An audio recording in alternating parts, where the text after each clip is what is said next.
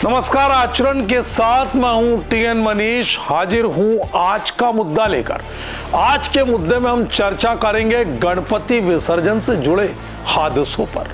धार्मिक आस्था की भक्ति को मानवीय सुरक्षा की चुनौतियों से जोड़ता ये मामला हमारी प्रशासनिक व्यवस्था पर अनेक सवाल खड़े करता है। गणेश चतुर्थी का पावन उत्सव भले ही समाप्त हो गया हो, लेकिन विसर्जन के दौरान हुई दुखद घटनाएं पूरे देश को स्तब्ध कर रही है। 8 सितंबर 2025 के समाचारों के मुताबिक महाराष्ट्र के अलग अलग जिलों में जैसे ठाणे, पुणे, नांदेड़, नासिक, जलगांव और अमरावती में गणेश विसर्जन के दौरान अलग अलग हादसों में कम से कम 9 लोगों की डूबने से मौत हो गई, जबकि 12 लोग अभी तक लापता बताए जा रहे हैं। ये आंकड़े न केवल आज की घटनाओं को दर्शाते हैं, बल्कि एक लंबे समय से चली आ रही समस्या की ओर तगड़ा इशारा करते हैं। क्या ये हादसे सुरक्षा की कमी का परिणाम है या प्रशासन और समाज की लापरवाही? चलिए इस मुद्दे को विस्तार से समझते हैं।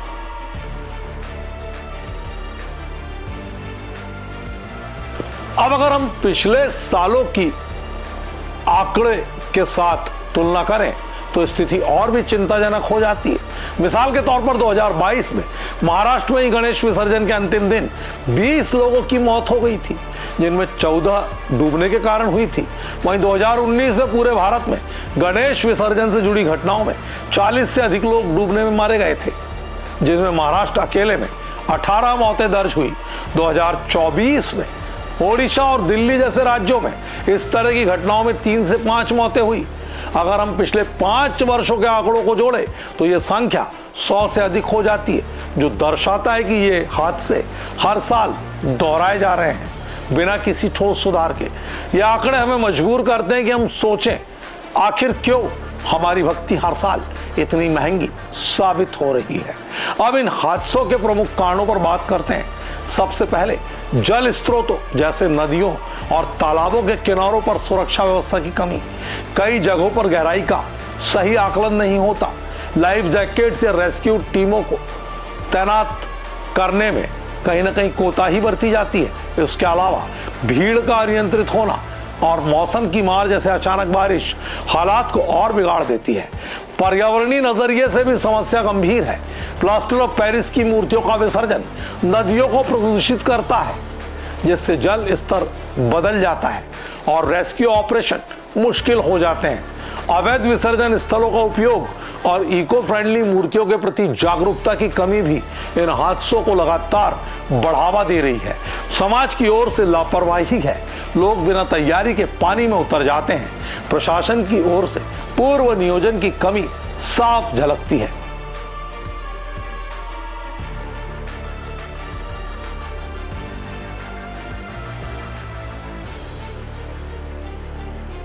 तो समाधान क्या हो सकता है? सबसे पहले जागरूकता अभियान चलाना जरूरी है। स्कूलों, मंदिरों, समुदायों में ट्रेनिंग सेशन आयोजित किए जाने चाहिए, जहां लोगों को जल सुरक्षा के बारे में बताया जाए।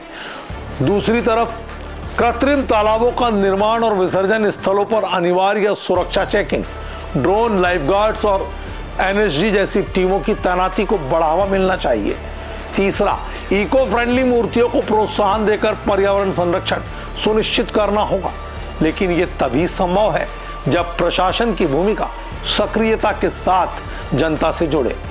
दरअसल ये हादसे हमें याद दिलाते हैं कि आस्था की भक्ति कभी भी सुरक्षा को पीछे नहीं छोड़ सकती। शासन और प्रशासन को गंभीरता से सोचना होगा। सुरक्षा उपायों पर तत्काल और ठोस कार्रवाई करनी होगी।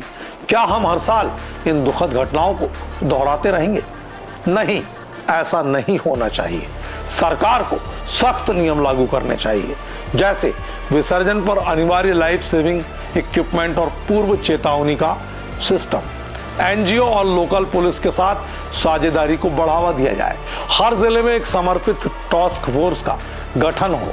केवल तभी हम उत्सवों को सुरक्षित और आनंदमय बना सकते हैं। अगर प्रशासन इस पर गंभीरता दिखाएगा तो आने वाले साल में ये आंकड़े इतिहास बन जाएंगे। याद रखें, भक्ति में सुरक्षा ही सच्ची श्रद्धा है। इस गहन मामले पर आप क्या सोचते हैं? अपनी राय कमेंट बॉक्स पर हमें अवश्य बताएं। आज के मुद्दे में इतना ही। मुझे दीजिए इजाजत। आप देखते रहिए आचरण न्यूज। नमस्कार। देश दुनिया की सभी खबरें देखने के लिए जुड़े रहिए आचरण न्यूज से। आचरण न्यूज, हर कदम आपके साथ।